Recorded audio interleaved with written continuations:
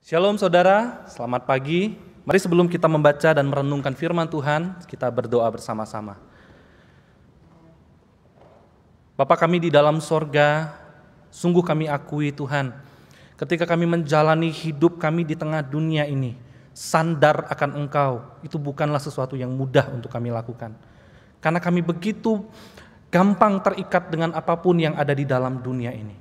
Oleh sebab itu ya Tuhan, biarlah pada waktu kami merenungkan firman-Mu pagi hari ini Tuhan, Engkau kembali mengingatkan kami, Engkau kembali membukakan mata iman kami untuk boleh melihat bahwa sandar kepada Tuhan adalah hal yang akan membuat hidup kami tenang dan kami akan mengalami damai bersama dengan Tuhan. Roh Kudus berbicaralah kepada setiap jemaat-Mu yang ada di rumah. Tolong agar mereka punya hati yang boleh rindu untuk berjumpa dengan Tuhan. Hamba-Mu dalam segala keterbatasan, kelemahan dan segala dosa ini Tuhan, mohon ampun dan mohon dipakai oleh Tuhan. Kami serahkan waktu ini di dalam nama Tuhan Yesus kami berdoa dan mengucap syukur. Amin. Saudara, hari ini kita akan merenungkan satu tema yang diberikan kepada saya, yaitu tentang mengandalkan Tuhan. Tema tentang mengandalkan Tuhan. Mari saya mengajak setiap kita untuk melanjutkan seri pembahasan kita dari khotbah Yesus di bukit. Hari ini kita akan melanjutkan di dalam Matius pasal yang ke-6. Matius pasal yang ke-6 ayat 25 hingga ke-34. Demikianlah bunyi firman Tuhan. Hal kekhawatiran. Karena itu aku berkata kepadamu, janganlah khawatir akan hidupmu, akan apa yang hendak kamu makan atau minum, dan janganlah khawatir pula akan tubuhmu, akan apa yang hendak kamu pakai. Bukankah hidup itu lebih penting daripada makanan, dan tubuh itu lebih penting daripada pakaian? Pandanglah burung-burung di langit yang tidak menabur dan tidak menuai dan tidak mengumpulkan bekal dalam lumbung, namun diberi makan oleh Bapamu yang di sorga. Bukankah kamu jauh melebihi burung-burung itu? Siapakah di antara kamu yang karena kekhawatirannya dapat menambahkan sehasta saja pada jalan hidupnya? Dan mengapa kamu khawatir akan pakaian? Perhatikanlah bunga bakung di ladang yang tumbuh tanpa bekerja dan tanpa memintal.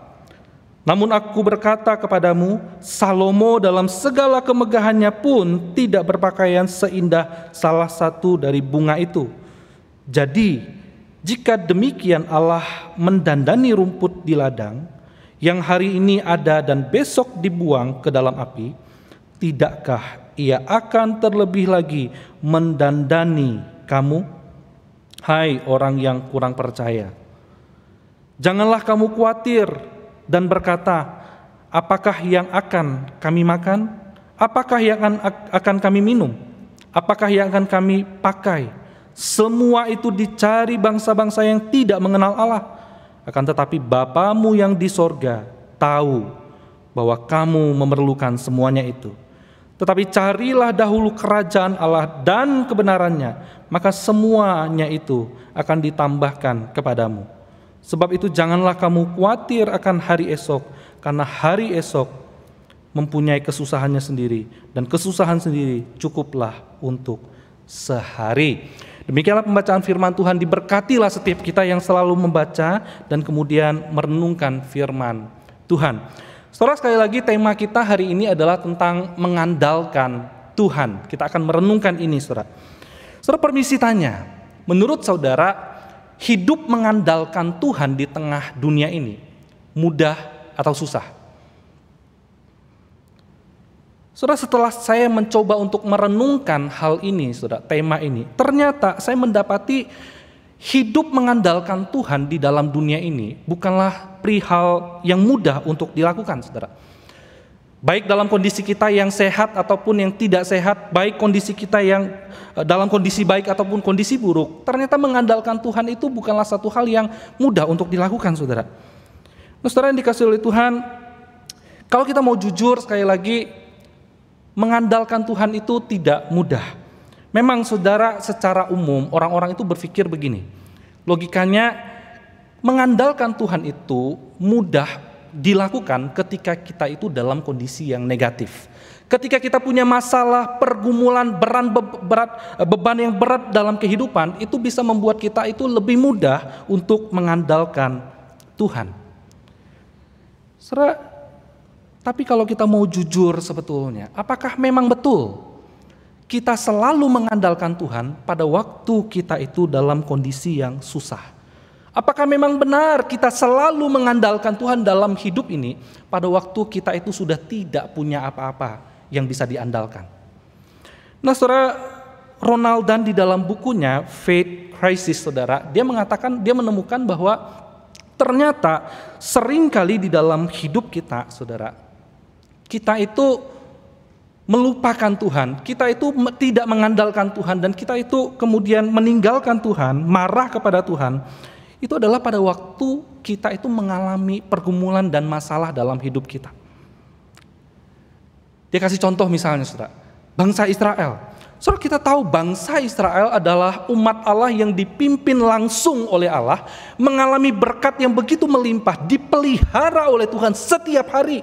Dan mereka melihat mukjizat Tuhan itu dinyatakan begitu luar biasa dalam keseharian mereka. Mukjizat yang besar. Dan mereka mengalami bagaimana Tuhan itu melangkah berjalan di tengah-tengah mereka, memimpin mereka. Tetapi entah kenapa tiap kali masalah datang, tiap kali pergumulan datang, tiap kali hidup mereka susah, tidak punya makanan, tidak punya minuman, kekeringan dan kepanasan, mereka bukannya justru percaya kepada Tuhan. Mereka bukannya justru datang bersandar kepada Tuhan dan percaya akan rencana Tuhan. Tetapi mereka justru mengeluh. Mereka marah. Mereka khawatir, saudara. Contoh yang kedua adalah 12 murid Tuhan Yesus, saudara. Saudara, kita tahu 12 murid Tuhan Yesus adalah orang-orang yang dekat dengan Tuhan Yesus, bukan?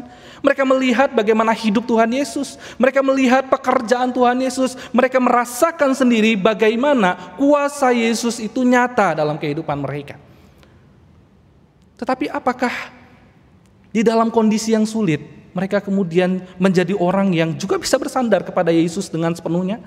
Saudara, kita ingat cerita pada waktu mereka ada di atas perahu di tengah danau, saudara. Saudara, ketika mereka ada di atas danau bersama dengan Tuhan Yesus, dan Tuhan Yesus sedang tidur pada waktu itu, saudara. Tiba-tiba angin badai datang, tiba-tiba gelombang begitu besar menghantam kapal mereka. Apakah itu langsung membuat mereka itu bersandar kepada Tuhan? Kita percaya bahwa kita tidak akan mati. Ternyata tidak, saudara. 12 murid ada bersama dengan Yesus pada waktu itu. Mereka merasa cemas. Bagaimana kalau kita mati? Bagaimana kalau kita celaka? Dan mereka datang kepada Yesus dengan rasa cemas itu. Maka Yesus menegur mereka. Hei, kamu orang yang tidak percaya. Saudara yang dikasihi oleh Tuhan, jadi dari sini kita bisa melihat ternyata hidup bersandar kepada Tuhan itu sebetulnya adalah sesuatu yang tidak mudah untuk dilakukan. Baik dalam kondisi positif maupun kondisi yang negatif. Baik kita dalam kondisi yang berkecukupan atau sebaliknya, saudara. Saudara, permisi tanya, bagaimana dengan kehidupan kita hari ini? Saya menyadari kondisi pandemik yang sudah kita jalani sejauh ini, saudara, itu menghantam begitu banyak kehidupan orang. Ada yang tadi usahanya baik menjadi bangkrut, ada yang tadi bekerja dengan baik kehilangan pekerjaan hari ini. Tetapi kondisi pandemik ini juga mungkin membuat beberapa di antara kita menjadi lebih baik. Yang tadinya usaha tidak baik sekarang menjadi baik. Tetapi saudara, pertanyaan yang perlu kita renungkan hari ini adalah bukan bagaimana kondisi hidup kita, entah baik entah buruk hari ini. Tetapi pertanyaan yang perlu kita renungkan hari ini adalah kondisi apapun yang kita hadapi hari ini, apakah hidup kita sudah mengandalkan Tuhan? Apakah kita ini sekarang hidup mengandalkan Tuhan? Nah, saudara yang dikasihi Tuhan, kita bisa cek apakah hidup kita ini mengandalkan Tuhan atau tidak, itu dari mana? Kita bisa cek itu dari bagaimana kita menjalani kehidupan kita hari ini. Apakah ketika kita menjalani kehidupan kita hari ini, kita menjalaninya dengan hidup yang penuh khawatir dan rasa takut? Atau sebaliknya, saudara, kita menjalani kehidupan kita ini penuh dengan ucapan syukur atau dengan sukacita di dalam Tuhan? Nah, saudara yang dikasihi oleh Tuhan, di dalam firman Tuhan yang kita baca hari ini, kita bersyukur Yesus mengerti persoalan itu. Yesus tahu kondisi itu, saudara. Saudara, firman Tuhan hari ini mau mengajarkan kepada kita bahwa Yesus mengajarkan kita agar kita jangan khawatir, karena kita dapat mengandalkan Tuhan dalam hidup ini, saudara. Nah, tetapi pertanyaannya sekarang adalah, apa itu mengandalkan Tuhan? Apa artinya mengandalkan Tuhan? Bukankah saya sudah datang ke gereja? Bukankah saya sudah melayani? Bukankah saya sudah beribadah? Bukankah saya sudah berdoa, membaca firman, dan lain sebagainya? Apa itu mengandalkan Tuhan, saudara? Nah, mari kita perhatikan satu persatu, saudara. Yesus berkata di dalam ayat yang ke-25 tadi, janganlah kamu khawatir. Janganlah kamu khawatir. Saudara, kita tahu khawatir itu bisa menjadi sebuah alarm. Alarm apa? Alarm yang bisa memperingati kita, yang mengingatkan kita bahwa ada sesuatu yang akan terjadi, entah bahaya, entah sesuatu yang tidak sesuai rencana. Sehingga pada waktu alarm itu berbunyi, kita itu bisa berantisipasi. Kita itu bisa berjaga-jaga dan kita bisa melakukan hal yang sebaliknya, yang lebih baik. Tetapi sebaliknya, saudara, khawatir itu juga bisa artinya adalah ungkapan, itu adalah ekspresi dari rasa cinta kita kepada seseorang atau rasa peduli kita kepada orang lain, saudara. Jadi pada waktu kita peduli dan sayang kepada orang, kita bisa aja khawatir dengan masa depan dia, kita bisa aja khawatir dengan kesehatan dia, kita bisa aja khawatir dengan pertumbuhan iman dan lain sebagainya, saudara. Jadi, saudara, rasa khawatir itu bisa menjadi alarm dalam hidup kita dan juga bisa menjadi ekspresi rasa cinta, rasa sayang, bahkan tanggung jawab, saudara. Ekspresi tentang tanggung jawab. Pada waktu kita diberikan pekerjaan yang harus diselesaikan, kita khawatir bagaimana harus menyelesaikan pekerjaan ini dengan baik. Itu bisa menjadi satu ekspresi, saudara. Tetapi kalau kita mau renungkan secara lebih mendalam, saudara, sebetulnya apa sih akar daripada rasa khawatir ini? Apa sih akar daripada rasa khawatir ini, saudara? Saudara, kalau kita mau renungkan secara mendalam, sebetulnya akar daripada rasa khawatir itu adalah rasa tidak aman. Nah, rasa tidak aman inilah yang membuat kita kemudian mencoba untuk menyelamatkan, mencoba mencari rasa aman, mencoba membuat dan mengatur segala sesuatu supaya menjadi lebih baik dan menjadi lebih aman. Nah, saudara yang dikasihi oleh Tuhan, manusia butuh rasa aman. Kita butuh rasa aman agar kita bisa hidup dengan tenang. Maka kalau kita tidak aman, kalau kita merasa itu tidak aman, kita tidak akan pernah bisa tenang dalam menjalani kehidupan ini. Saudara, Yesus berkata, janganlah kamu khawatir. Apa artinya jangan khawatir di sini, saudara? Saudara, jangan khawatir di dalam bahasa aslinya, saudara. Itu artinya dari dua kata, saudara, yaitu kata pikiran dan terbagi. Jadi ketika seseorang khawatir, itu adalah pikirannya yang terus berusaha dibagi untuk mencari segala sesuatu, mencari hal-hal yang bisa membuat dia itu tenang, aman, dan nyaman dalam hidupnya. Saudara, kekhawatiran di sini melukiskan suatu keadaan di mana pikiran orang itu terus tidak bisa fokus, naik turun, kiri kanan, mau lakukan ini salah, lakukan itu salah, nanti bagaimana ini, nanti bagaimana itu, kalau saya ambil keputusan ini bagaimana, dan lain sebagainya, saudara. Jadi kita terombang-ambing karena merasa tidak ada kepastian, karena merasa tidak aman, saudara. Nah, saudara, rasa tidak aman ini memunculkan kekhawatiran. Dan kekhawatiran ini akan menghancurkan batin kita dan juga jiwa kita. Berapapun banyak berkat Allah yang kita sudah terima, berapapun hal yang Allah sudah nyatakan dalam hidup kita, sudah pasti kita tidak akan bisa menikmatinya. Sudah pasti kita tidak akan bisa mensyukurinya, saudara. Nah, saudara, kalau kita tidak merasa aman, kalau kita tidak memiliki rasa aman itu, akhirnya kita menjadi orang yang tidak mampu untuk bersyukur kepada Tuhan. Maka kita tidak akan pernah bisa sadar berkat Tuhan dan menikmati damai sejahtera Tuhan di tengah-tengah kehidupan ini. Saudara, mari kita perhatikan lebih dalam lagi bagaimana Yesus menghadapi, bagaimana Yesus memberikan solusi kepada setiap kita ketika kita itu mendapati bahwa ada rasa tidak aman dalam hidup kita, ada rasa tidak nyaman dalam hidup kita. So, sekali lagi kata khawatir di sini juga dikaitkan dengan perikop yang sebelumnya. Saudara. Perikop yang sebelumnya adalah bicara tentang kita itu jangan menjadikan mamon sebagai Tuhan kita. Kita tidak bisa setia kepada dua Tuhan. Nah, kalau kita menjadikan mamon dan hal-hal di dalam dunia ini menjadi dasar rasa aman kita, maka kita akan hidup penuh dengan kekhawatiran. Saudara, balik lagi, bagaimana Yesus mengingatkan kepada setiap kita, mengajarkan kepada setiap kita agar kita boleh menemukan rasa aman itu. Agar kita boleh menemukan rasa aman itu. Saudara, menarik, Yesus menggunakan dua ilustrasi di dalam perikop yang kita baca, saudara. Yang pertama, Yesus katakan, lihatlah kepada burung-burung. Burung-burung itu tidak menabur dan tidak menuai. Burung-burung itu tidak mengumpulkan bekal dalam lumbung, tetapi Tuhan pelihara. Lalu yang kedua, Tuhan pakai istilah bunga bakung. Perhatikanlah bunga bakung yang di ladang, yang tumbuh tanpa bekerja, tanpa memintal. Tuhan pun pelihara. Nah, saudara yang dikasih oleh Tuhan, apa maksud daripada ilustrasi ini? Kenapa Yesus menggunakan dua ilustrasi ini untuk menyampaikan pesan kepada orang-orang yang sedang khawatir, saudara?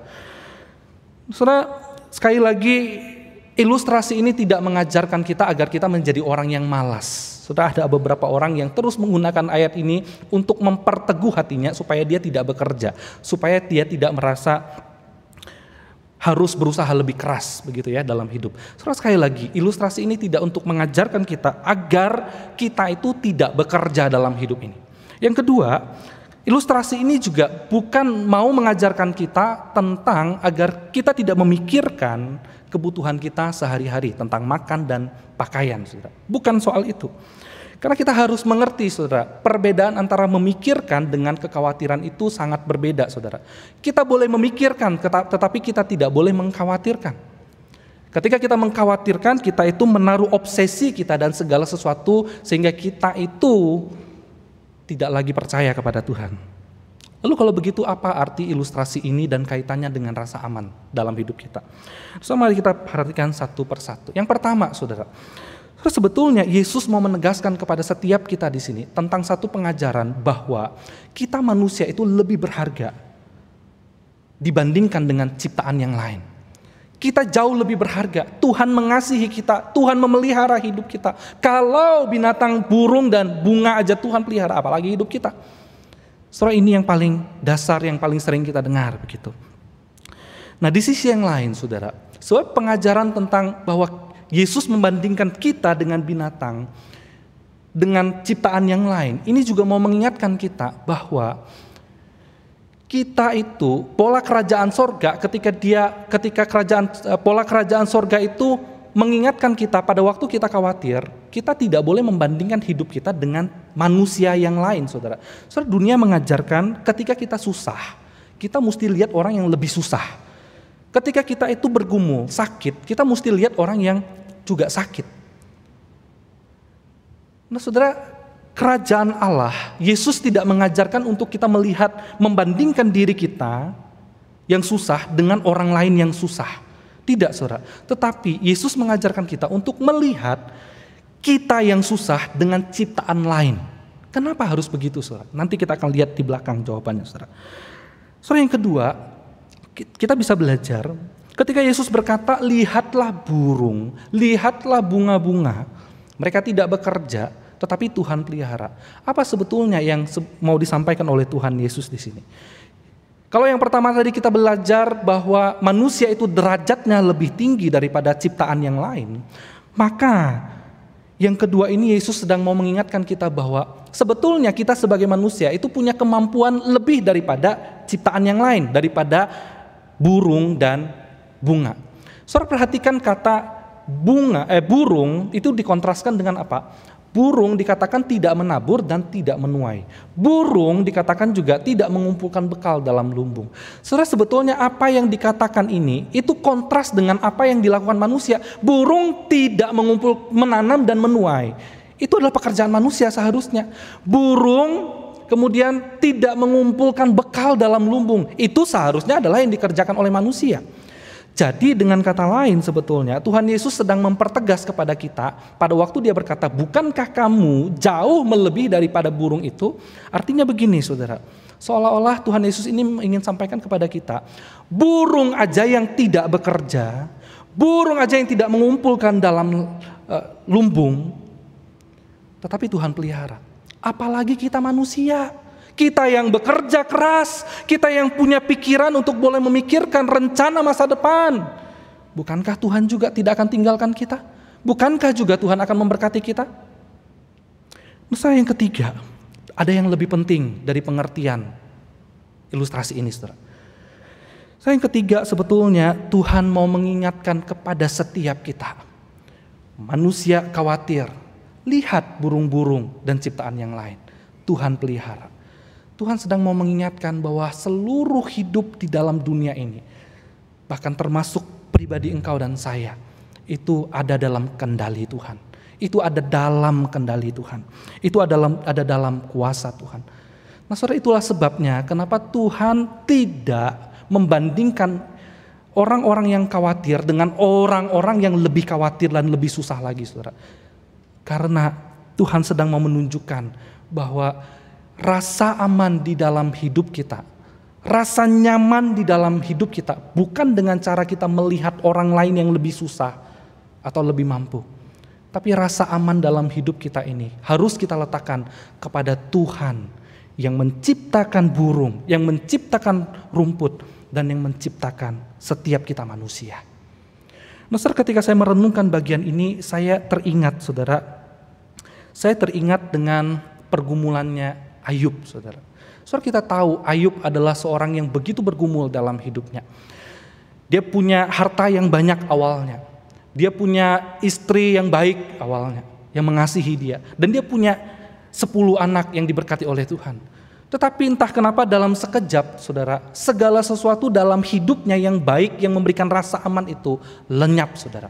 Nah, saudara, di dalam kondisi itulah Ayub kemudian bergumul sekali. Ayub kemudian merasa takut dan khawatir. Digambarkan di dalam pasal 30 ayat 27. Ayub berkata, batinku bergelora dan tak kunjung diam. Hari-hari kesengsaraan telah melanda diriku. Saudara, Ayub menunjukkan betapa cemas dia di dalam hidupnya. Betapa khawatir dia di dalam hidupnya. Dia bergumul. Karena rasa aman yang selama ini dia pikir bisa membuat dia tenang. Semuanya lenyap. Kesehatan, kekayaan, keluarga, orang-orang di sekitar dia, teman-teman dia bahkan sekalipun, bukannya mengasihi dia, malah menghakimi dia. Nah, saudara, yang menarik yang ingin saya ceritakan dari kisah Ayub ini adalah apa jawaban Tuhan, apa respon Tuhan, bagaimana Tuhan itu mengajar Ayub di sini, saudara. Respon Tuhan ketika dia melihat Ayub dalam kondisi seperti ini adalah Tuhan berkata di ayat yang ke-42 ayat 2. Tuhan mengajak Ayub di dalam pasal 40 untuk melihat lukisan tentang kuda Nil dan lukisan tentang buaya. So, di saat itulah Tuhan berkata, siapa yang menciptakan kuda Nil? Kuda Nil itu begitu kokoh, begitu kuat, tidak ada yang bisa mengalahkan dia. Lihat pada buaya, siapa yang bisa pegang mulut dia? Siapa yang bisa pancing dia? Siapa yang menciptakan mereka? Sama seperti siapa yang menciptakan kamu. Saudara, pada waktu Tuhan menjawab Ayub, aneh sekali, Tuhan pakai ciptaan yang lain untuk membuat Ayub itu tenang. Nah, di sini saya mulai berpikir, saudara, bukankah Ayub itu lebih butuh dikembalikan masa lalunya, yang sakit dikembalikan menjadi sehat, yang miskin dikembalikan menjadi kaya, yang orang-orang tadi tidak mengasihi dia dikembalikan untuk kembali mengasihi dia. Saudara, kenapa Tuhan tidak menjawab seperti itu? Kenapa Tuhan tidak segera langsung, oke Ayub, ini saya kembalikan semuanya kepadamu? Kenapa, saudara? Saudara, ketika saya merenungkan ini, saya belajar satu hal, saudara. Tuhan sedang mengajarkan Ayub bahwa sebetulnya rasa aman dalam hidup kita ini, rasa tenang dalam hidup kita ini, bukanlah dari apa yang telah terjadi atau apa yang akan terjadi dalam hidup kita. Bukan dari apa yang sudah pergi atau yang akan kembali dalam hidup kita. Bukan dari apa yang sudah kita miliki atau yang akan kita miliki dalam hidup kita. Tetapi rasa aman itu harus ada dalam Tuhan itu sendiri. Saudara, pada waktu Tuhan itu menyampaikan pesan ini kepada Ayub, lihat kuda Nil, lihat buaya. Tuhan sedang menyatakan otoritas Dia kepada Ayub. Rasa aman itu harusnya ada di dalam aku. Percayalah bahwa segala sesuatu yang diciptakan di dalam dunia ini ada dalam kendaliku. Saudara, rasa aman yang sejati dalam hidup kita adalah ketika kita menyadari bahwa Tuhan itu sungguh-sungguh mengendalikan hidup kita, pribadi kita. Nah, saudara yang dikasihi oleh Tuhan, inilah yang seharusnya menjadi sumber rasa aman kita, yaitu Tuhan itu sendiri. Tuhan itu sendiri. Ketika ada yang menjamin kehidupan kita, yaitu Tuhan, saudara. Dan kita percaya bahwa Dia mengendalikan hidup kita. Nah, saudara, dengan menyadari bahwa Tuhan mengontrol hidup kita, kita percaya bahwa ada satu hal yang akan terjadi jauh lebih baik, sekalipun hari ini kita tidak bisa melihat apa yang baik dalam hidup kita. Tetapi ketika kita menyerahkan hidup kita kepada kontrol Tuhan, kendalinya Tuhan, kita percaya ada sesuatu yang jauh lebih besar dan jauh lebih baik. Menyadari bahwa Tuhan itu mengendalikan hidup kita akan memberikan rasa aman yang melebihi apapun. Jadi saudara, kita kembali lagi kepada tema kita. Ketika kita bicara tentang mengandalkan Tuhan dalam hidup kita, itu sebetulnya mau mengingatkan kita bahwa kita benar-benar percaya Tuhan mengendalikan hidup kita. Hari ini, hari besok, dan seterusnya. Nah, sebab itu saudara, marilah kita memaknai istilah kesusahan sehari cukuplah untuk sehari. Karena kita percaya kita ada dalam kendali yang tepat. Kita ada dalam rasa aman yang tepat, saudara. Saudara, memang sebagai manusia kita terkadang suka terfokus kepada kesulitan dan tantangan di dalam hidup ini. Tetapi kita juga harus menyadari seiring berjalannya tantangan dan kesulitan dalam hidup ini, berkat Tuhan pun teriring dalam hidup kita. Ada pemeliharaan Tuhan di sana. Saudara, kalau hari ini kita masih bisa hidup, meskipun kita masih hidup dalam kesulitan dan masih ada kekhawatiran yang tetap kita pikirkan, saudara. Tetapi kalau kita hari ini masih bisa melewatinya, kalau hari ini kita masih bisa ada, itu semua membuktikan bahwa Tuhan masih memelihara kita. Dan saudara, kalau kita hari ini bisa melewati semua itu menunjukkan bahwa Tuhan memang mengendalikan hidup kita dan segala sesuatu yang ada.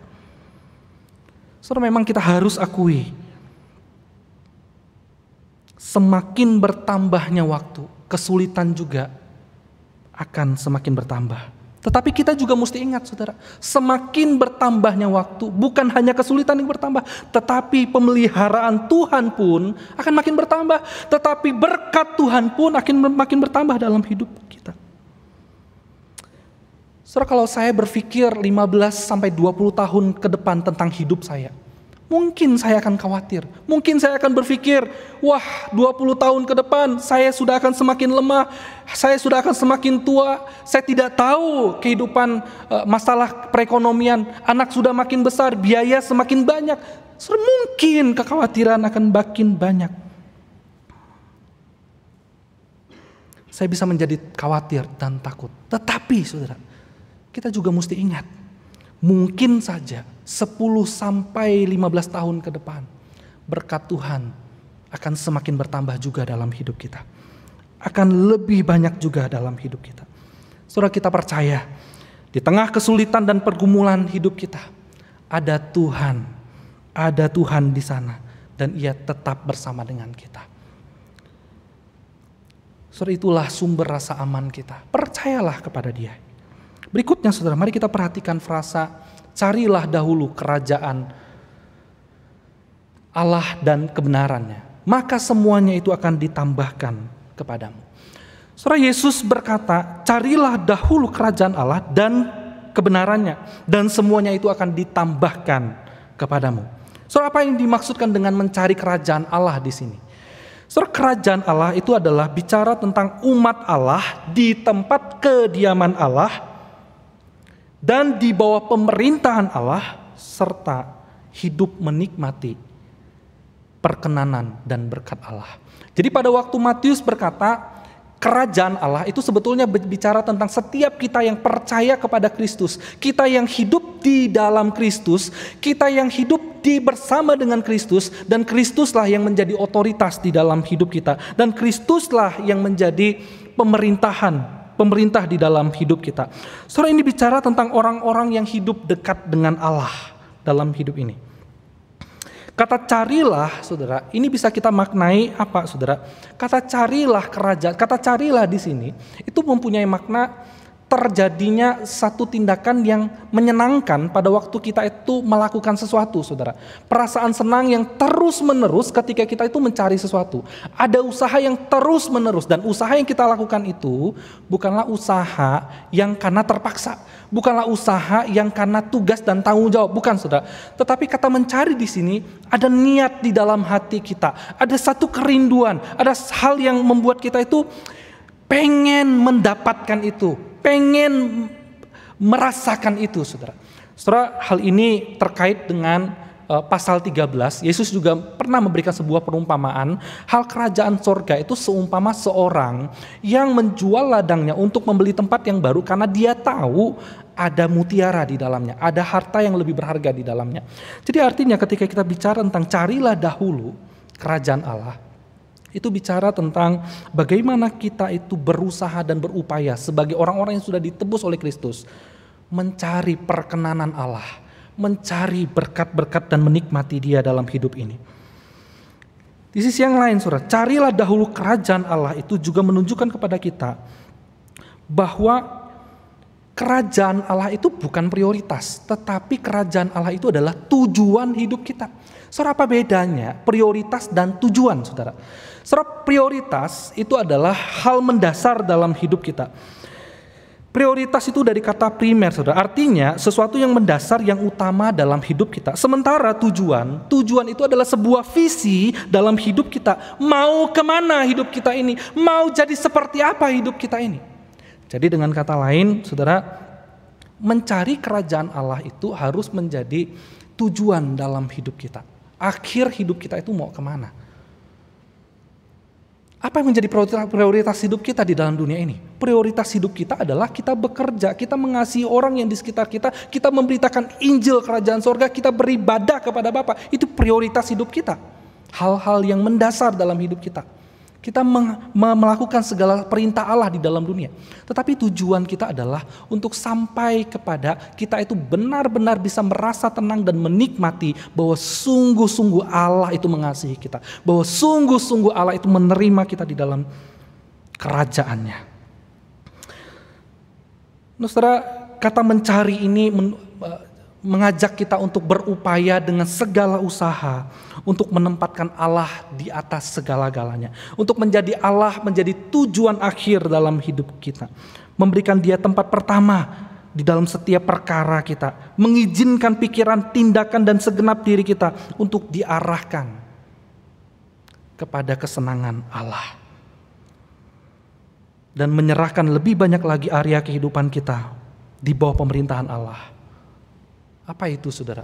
Pekerjaan kita, keluarga kita, kehidupan pribadi kita, dan lain sebagainya. Serahkan semuanya ke dalam tangan Allah. Nah, saudara, dikasih oleh Tuhan, di dalam tulisannya James Bryan Smith, dia mengatakan begini, saudara. Seringkali kita itu berpikir salah tentang bagaimana kita menghidupi kerajaan Allah di tengah-tengah dunia ini. Ada dua kesalahan yang seringkali kita bawa dalam hidup ini. Yang pertama adalah kita berpikir menghidupi kerajaan Allah itu adalah dengan kita, ya sudah, cukup percaya Yesus, beriman, hidup dibaptis, selesai. Nanti kita akan masuk dalam kerajaan sorga.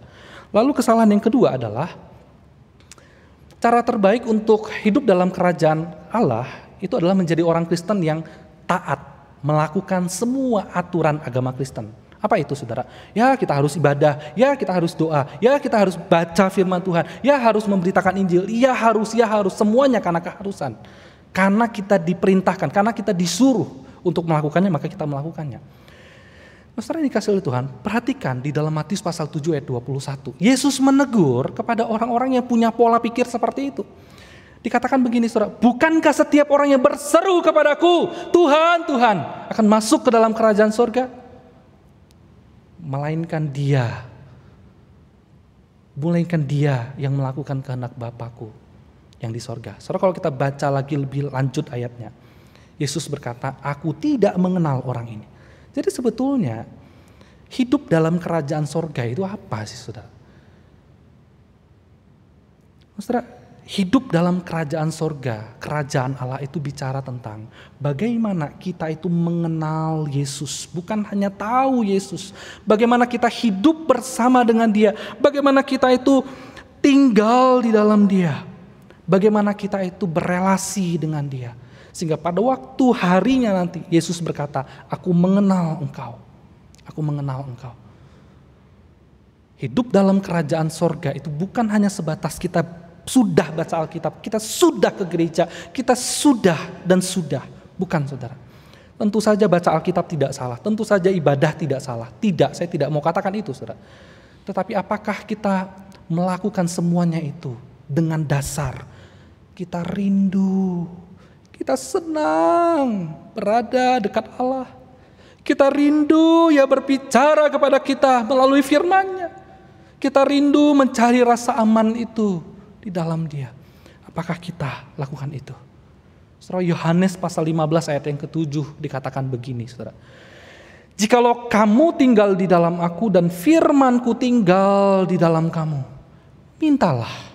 Saudara perhatikan, mintalah apa saja yang kamu kehendaki dan kamu akan menerimanya. Dan kamu akan menerimanya. Saudara, tinggal di dalam Yesus artinya kita senantiasa berpegang dan bergantung kepadanya. Tinggal di dalam Yesus artinya kita tidak hanya menjadi sekedar penonton atau pendengar atau pelaksana-pelaksana sebagai orang Kristen. Tapi tinggal dalam Yesus adalah bagaimana kita menirukan dia. Adalah bagaimana kita melakukan apa yang Yesus ajarkan dengan senang hati. Karena kita mengasihi dia. So, tinggal di dalam Yesus artinya kita menghabiskan waktu bersama dengan dia. Artinya bagaimana kita mengarahkan pikiran, hati, perasaan kita kepada Kristus. Karena dialah sumber rasa aman kita. Nah, saudara, itulah hidup yang bersandar kepada Tuhan. Hidup yang bersandar kepada Tuhan adalah hidup yang terus membangun hubungan hari lepas hari bersama dengan Tuhan. Bukan hanya sekedar tiap hari Minggu ikut ibadah, bukan hanya sekedar yang penting hari Rabu sudah ikut PD, bukan hanya sekedar saya sudah baca perikop dalam Alkitab, saya sudah menyelesaikan semuanya, saya sudah baca buku, saya sudah ikut seminar. Bukan itu saudara. Tetapi saat engkau sendiri, tapi saat engkau ada di keluarga, tapi saat engkau ada di pekerjaan, tapi saat engkau di tengah pergumulan atau rasa nyaman dalam hidup ini, adakah Yesus itu menjadi kerinduan yang melebihi semuanya? Saudara, di dalam surat Kolose dikatakan, karena itu kalau kamu telah dibangkitkan bersama dengan Kristus, carilah perkara yang di atas, di mana Kristus ada, duduk di sebelah kanan Allah. Pikirkan perkara yang di atas, bukan yang di bumi. Saudara, bagaimana dengan hidup kita hari ini? Bagaimana dengan relasi kita bersama dengan Kristus hari ini? Apakah kita sudah punya kerinduan untuk terus mencari dengan kesenangan pada Kristus? Saudara, saya akan tutup renungan firman Tuhan hari ini dengan satu kisah yang pernah saya alami, saudara. Saudara, pada waktu saya siapkan renungan firman Tuhan ini, saya coba lihat kembali catatan-catatan saya yang lama, saudara. Saya pernah praktek di satu gereja beberapa tahun yang lalu. Nah, saudara, waktu saya buka di dalam catatan itu, saudara, saya menemukan ada satu catatan yang mengisahkan bagaimana saya itu bertemu dengan seorang wanita tua, saudara. Seorang wanita tua ini bukan orang kaya, dia orang miskin, hidup penuh pergumulan, tidak tahu masa depan harus bagaimana, dan lain sebagainya, saudara. Saudara, satu kali saya diajak untuk besuk kepada orang itu. Saudara, waktu saya besuk, saya lihat rumahnya yang begitu reot. Saya mengenal dia ketika saya mengunjungi dia, saudara, dan kami berdoa bersama-sama. Saudara tahu apa yang saya temukan di dalam kehidupan ibu ini, saudara? Dia jam 3 pagi sudah harus bangun menyiapkan sesuatu, saudara, yaitu dia harus menyiapkan jualannya. Dia jual otak-otak di sekolah, saudara. Saudara, dia jam 3 bangun, jam 3 pagi sudah harus bangun, lalu setelah dia siapkan, maka jam 5 subuh dia harus berangkat lebih awal daripada anak-anak sekolah untuk dia ready, standby lebih dulu, supaya sebelum anak-anak datang dia sudah ada di situ untuk jualan, saudara. Saudara, penghasilan dia sangat kecil, sangat kecil. Di rumahnya dia tinggal sendiri bersama dengan cucunya, Dia punya satu anak, dan istri dari anaknya sudah meninggal dunia. Anaknya ini tidak punya pekerjaan tetap. Nah, jadi boleh dibilang ibu ini adalah sumber penghasilan utama dari cucu dan anaknya di dalam rumahnya, saudara. Nah, singkat cerita, saudara, pada waktu saya ngobrol banyak, saya menemukan banyak hal dalam kehidupan ibu ini. Saudara, saya menemukan yang pertama, di tengah kondisi yang miskin itu tidak membuat dia menjadi orang yang terus mengkhawatirkan hidup ini. Di tengah kondisi hidupnya yang tidak jelas masa depan ini, tidak membuat dia merasa takut. Dan sebaliknya, saudara, di tengah kondisi hidupnya yang begitu tidak aman dan nyaman secara kacamata duniawi ini, saudara, itu tidak membuat dia untuk berhenti cari Tuhan. Saudara, ibu ini punya satu alat musik MP3, saudara, yang diberikan oleh seorang pendeta kepada dia. Saudara, ibu ini bukan orang yang berpendidikan. Dia pengen baca Alkitab tapi gak bisa baca Alkitab. Dia pengen tahu firman Tuhan lebih banyak, tapi dia gak bisa baca. Nah, akhirnya seorang pendeta memberikan dia alat musik, dan di dalam alat itu, saudara, ada rekaman Alkitab bahasa Indonesia dan ada lagu puji-pujian di dalamnya. Dan saudara, apa yang saya temukan dari kehidupan ibu ini, saudara, pada waktu tiap hari bangun pagi, saudara, ibu ini selalu buka alat ini. Dia setel ayat firman Tuhan. Dia setel puji-pujian. Dia menyanyi. Dia memikirkan. Dia merenungkan firman itu. Dan dia berdoa sambil dia menyiapkan semuanya itu, saudara. Sambil dia menyiapkan semua itu. Saudara, waktu saya ngobrol dengan ibu ini, tidak ada sedikit pun perasaan khawatir di dalam hatinya. Dan waktu saya ngobrol bersama dengan dia selalu memuji Tuhan yang baik. Dia selalu memuji dan percaya rencana Tuhan yang baik akan terjadi dalam hidupnya. Nah, saudara, sudah saya sampai di rumah, saya kemudian mulai berpikir, saudara. Ternyata, saudara, untuk menjadi tidak khawatir, itu ternyata tidak harus punya banyak kekayaan. Untuk tidak menjadi khawatir, itu ternyata tidak harus punya kepastian akan masa depan yang jelas. Tidak harus, saudara. Saya juga berpikir bahwa untuk kita hidup dalam kerajaan sorga, itu tidak harus kita membaca buku teologi yang begitu tinggi, ikut seminar di mana-mana, dan menghabiskan berulang-ulang Alkitab. Tidak harus.